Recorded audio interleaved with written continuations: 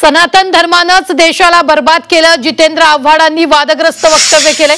शिवाजी महाराजांचा शिवराज्याभिषेक रोखला, सनातनकडून फुले आंबेडकरांवर अत्याचार झाल्याचंही त्यांनी म्हटलेलं आहे। सनातन धर्मानं भारताचं वाटोळं केलं, सनातन धर्म नावाचा धर्मच नव्हता, आम्ही हिंदू धर्माला मानणारे आहोत। सनातन धर्मानं आमच्या छत्रपती शिवाजी महाराजांचा राज्याभिषेक नाकारला, सनातन धर्मीयांनी आमच्या छत्रपती संभाजी महाराजांना बदनाम करून टाकलं, असंही त्यांनी म्हटलेलं आहे। भारतामधली वर्ण व्यवस्था, उच्च नीच जात व्यवस्था, दलित शूद्र हे सगळं कोणी निर्माण केलं? तो सनातन दहशतवादच आहे आणि तो हजारो वर्ष भारतात आहे।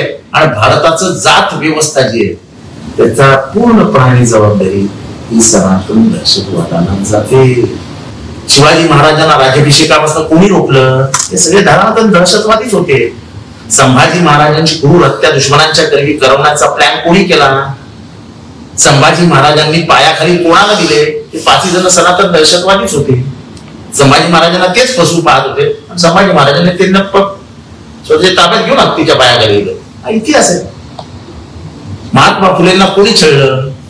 धर्मव्यवस्थेविरुद्ध, या कर्मकांडाविरुद्ध, या सनातन व्यवस्थेविरुद्ध उभं राहण्याचं पहिलं काम आणि लिखाण करण्याचं पहिलं काम हे महात्मा फुलेंनी केलं।